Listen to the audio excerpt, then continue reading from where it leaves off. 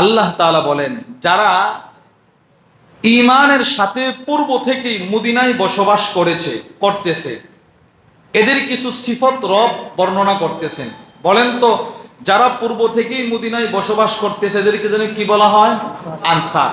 তো সোজা কথা, আল্লাহ আনসারদের তিনটা গুণ বর্ণনা করতেছেন। এক নাম্বার, ইউহিব্বুনা মান হাজারা ইলাইহিম, কোন মদিনার দিকে, আনসারদের দিকে পৃথিবীর কোন প্রান্ত থেকে যারাই হিজরত করে আসে, মক্কা থেকে হোক আবিসিনিয়া থেকে হোক, যেই যেখান থেকে হিজরত করে মদিনায় আসে, মদিনাওয়ালারা এদেরকে ভালোবাসে।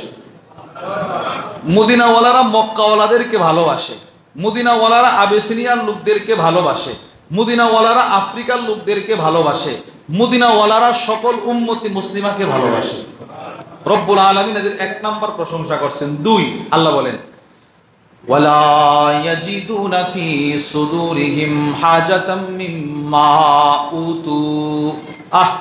রব্বুল আলামিন বলেন, রাসূল যখন কোনো গনিমতের মাল মক্কার মুহাজিরদেরকে বন্টন করে দেয়, আনসারদেরকে যদি নাও দেয়, রব বলেন, আল্লাহ বলেন, এরপরেও আনসারদের মনে কোনো কষ্ট থাকে না। আমার ভাইদেরকে রাসূল দিবেন না, আমাদের কোনো কষ্ট নাই। এদেরকে কেন দিলেন, আমাদেরকে কেন দিলেন না, এইরকম কোনো লোভ, ওইরকম কোনো হিংসা বিদ্বেষ আনসার সাহাবাদের অন্তরে নাই। হিংসা মুক্ত কলব এর ঘোষণা দিয়েছেন কে? বলেন কে? আল্লাহ দিয়েছেন। তিন নাম্বার, আল্লাহ বলেন, ওয়ায়ুসিরুনা আলা আনফুসিহিম ওয়ালাউ কানা বিহিম খাসাসাহ। আল্লাহ তাআলা বলেন, তারা নিজেরা দুঃখে থাকলেও, কষ্ট থাকলেও, মক্কা থেকে যারা হিজরত করে মদিনায় আসছে এদেরকে তারা আনন্দে রাখে। সুবহানাল্লাহ। এরা এদেরকে, মক্কাওয়ালাদেরকে নিজেদের উপরে প্রাধান্য দিয়ে রাখে। যদিও ওয়ালাউ কানা বিহিম খাসাসা, এরা ক্ষুধার্ত, কিন্তু মক্কাওয়ালাদেরকে এরা ক্ষুধার্ত রাখতে চায় না। যদিও এরা কষ্ট পায়, কিন্তু এদেরকে তারা কষ্ট দিতে চায় না। এই আয়াতের তর্জমাটা স্পষ্ট করে আপনারা বোঝার জন্য দুইটা হাদিস বলবো। এক নাম্বার, তিরমিজি শরীফের 2487 নাম্বার হাদিস। হাদিসের বর্ণনাকারী হযরত আনাস ইবনে মালিক রাদিয়াল্লাহু তাআলা আন, তিনি বলেন, ওয়ান আনাস ইবনে মালিক রাদিয়াল্লাহু তাআলা আনহু قال, আনাস ইবনে মালিক রাদিয়াল্লাহু তাআলা আনহু থেকে বর্ণিত, তিনি বলেন, লাম্মা কদিমান নবিয়্যু সাল্লাল্লাহু আলাইহি ওয়াসাল্লাম আল মদিনা, রাসূল যখন মক্কা থেকে হিজরত করে মদিনায় আসলেন। নবীজি যখন মক্কা থেকে হিজরত করে কোথায় আসছে? মদিনায়। আতাহুল মুহাজিরুন, সব মুহাজির সাহাবারা যারা নবীজি আসার আগ থেকেই মদিনায় ছিলেন, সকলেই দৌড়ায়া নবীজির সামনে চলে আসছে। রাসূল আসছে, মক্কার মানুষ আসছে, এদের ভিতরে একটা আনন্দ, বুঝেন নাই? আপনাদের এলাকার কেউ ঢাকা কাজ করে আর আপনি ঢাকায় যান, তো আপনারা দেখলে কি পরিমাণ খুশি হয়, আমার এলাকার মানুষ আসছে। তো রাসূল করিম সাল্লাল্লাহু তাআলা আলাইহি ওয়াসাল্লাম যেই মাত্র মক্কায় গেলেন, সকলেই নবীজির সামনে এসে বসছে। বসে কি কথাটা বলে দেখেন, এরা বলে, ফাকালু ইয়া রাসূলুল্লাহ, ওগো আল্লাহর রাসূল, মা রাআইনা কওমান আবযালা মিন কাসীরিন ওয়ালা আহসানা মুওয়াসাআত মিন কলিলিন। ওগো নবীজি, আমরা মক্কা থেকে হিজরত করে মদিনায় এমন একটা সম্প্রদায়ের কাছে আসলাম, এমন এক জাতির কাছে আসছি যাদের ভিতরে দুইটা সিফত গুণ এমন পেয়েছি যে দুইটা গুণ পৃথিবীর আর কারো কাছে আমরা পাই নাই। দুইটা সিফত ভিন্ন এদের মধ্যে আমরা পাইছি, অন্য কোথাও কোন সম্প্রদায় কোন মানুষের কাছে নাই। কি সেই সিফত? এরা বলে, এক নাম্বার, আফজালা মিন কাসীর, সচ্ছল অসচ্ছল, সুখে থাকুক দুঃখে থাকুক, ধনী অবস্থায় গরিব অবস্থায়, এরা আল্লাহর রাস্তায় এই পরিমাণ খরচ করে যে এদের মতো খরচ করেনেওয়ালা পৃথিবীর আর কোনো মানুষকে আমরা দেখি নাই। মদিনাওয়ালারা কারা বলেন? মদিনাওয়ালা। আচ্ছা, আর কি দেখছো? ওয়ালা আহসানা মুওয়াসাত মিন কলিল, অসচ্ছল, নিজের পেটে খাবার নাই, এরপরেও তারা মানুষের সাথে যেই সুন্দর আচার আচরণ সহানুভূতি দেখায়, মানুষ কি নিজেদের উপরে প্রাধান্য দেয় যে এই রকম মানুষ আমরা দ্বিতীয় কোথাও পাই নাই। কি ভাই, কি পরিমাণ দামি মানুষ ছিল তারা। এরপরে শব্দ শুনলে আরো আশ্চর্য হবেন। এবার সাহাবারা রসুল যেমন কেমন এদেরকে প্রশ্ন করলেন, একটু বলো তো দেখি এরা তোমাদেরকে কি পরিমাণ আনন্দে রাখে। এবার সাহাবারা বলেন, লাকাদ কাফাউনাল মুনা, আমাদের দুঃখ কষ্ট দূর করার জন্য মদিনাওয়ালারাই যথেষ্ট। আমরা যে বাড়ির থেকে আসছি মা বাপ ছেড়ে, আমরা যে বাড়ির থেকে আসছি সহায় সম্পদ ছেড়ে, এই কষ্টগুলো দূর করার জন্য মদিনার হার হার আনসার সাহাবী যথেষ্ট। তাই নাকি? হ্যাঁ, আর কি করে? ওয়া আশরাকুনা ফিল মাহনা, ওগো আল্লাহর রাসূল, এরা এতই ভালো মানুষ, নিজেদের কষ্টে অর্জিত সম্পদগুলো দুভাগে বিভক্ত করে এক ভাগ আমাদেরকে দিয়ে দেয়। কি ভাই, এই হাদিসের এই অংশ লাকাদ কাফাউনাল মুনা ওয়া আশরাকুনা ফিল মাহনা, এই শব্দটির ব্যাখ্যা করতে গিয়ে জগৎ বিখ্যাত আলেম আল্লামা আব্দুর রহমান ইবনে আব্দুর রহিম আল মুবারকপুরি রাহিমাহুল্লাহ তার বিখ্যাত তিরমিজির শরহ তুহফাতুল আহওয়াদির মধ্যে লেখেন, লাকাদ কাফাউনাল মুনা ওয়া আশরাকুনা ফিল মাহনা এর অর্থ হচ্ছে মদিনার সাহাবাদের বড় বড় খেজুরের বাগান ছিল।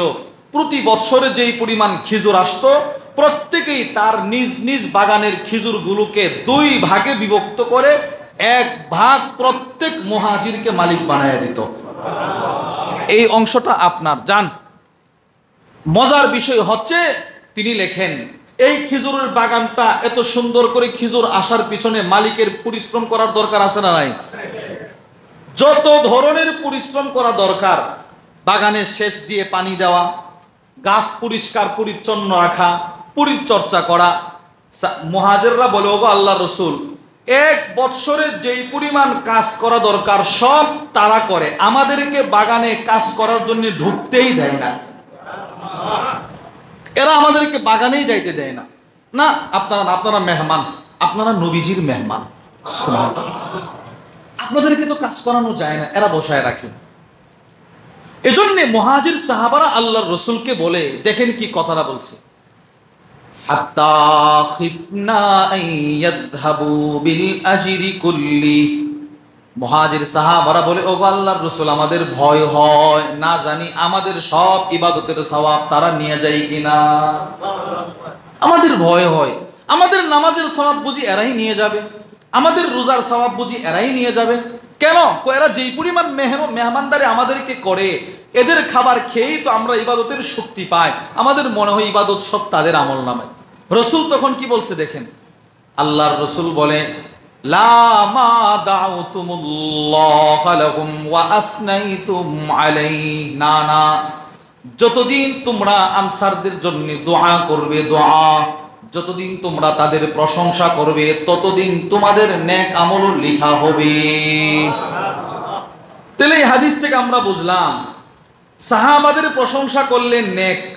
সুবহানাল্লাহ বলেন না? বলেন, সাহাবাদের প্রশংসা করলে সওয়াব আছে না নাই? হ্যাঁ, কেন?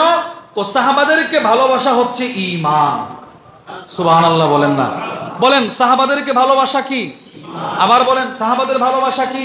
হ্যাঁ, এজন্য আল্লামা আবুল ইজ আদ-দামিশকি তার বিখ্যাত কিতাব শারহুল আকিদাতুত তাহাবিয়ার মধ্যে লিখেছেন, ওয়া নুবগিদু মান ইউবগিদুহুম, সাহাবাদের দুশমন যারা, মুসলমানের দুশমন তারা। বলেন, সাহাবাদের দুশমন যারা, আমাদের দুশমন কি? বলেন না, সাহাবাদের দুশমন যারা, আমাদের দুশমন। এজন্য আমাদের হযরত ওয়ালা হাকিমুন নফস আল্লামা মুফতি মুশতাকুন নবী কাসিম হাফিজুল্লাহ হুজুর বড় সুন্দর করে বলেন, হুজুর বলেন, নবীজির এক এক সাহাবীকে অস্বীকার করা মানে তোমার ঈমান চলে যাওয়া। এটা বাস্তব কথা। তিনি তার কিতাবের মধ্যে লিখেছেন, আল্লামা আবুল ইজ আদ-দামিশকি, তিনি বলেন, হুব্বুহুম ঈমান, সাহাবাদেরকে ভালোবাসাই হচ্ছে ঈমান। সুবহানাল্লাহ বলেন, বলেন, বলেন, সাহাবাদেরকে ভালোবাসাই কি?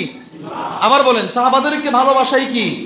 আপনারা বলেন, বলেন, সাহাবাদেরকে ভালোবাসা, বলেন, ঈমান। আবার বলেন, সাহাবাদেরকে ভালোবাসা। এজন্য নবীজির কোন সাহাবীর প্রতি আমাদের কোনো বিদ্বেষ নাই। আলহামদুলিল্লাহ বলেন।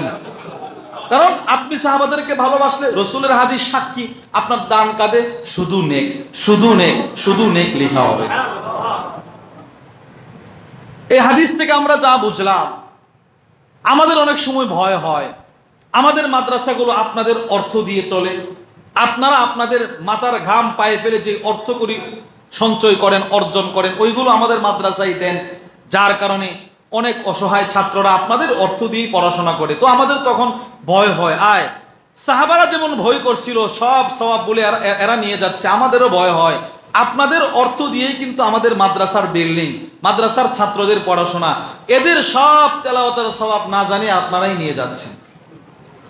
কিন্তু নবীজির হাদিস যেন আমাদেরকে সান্ত্বনার বাণী শুনিয়ে দিল, না এরা তো সওয়াব পাবে, তোমরা যদি এদের জন্য দোয়া করো তো তোমাদেরও সমপরিমাণ সওয়াব।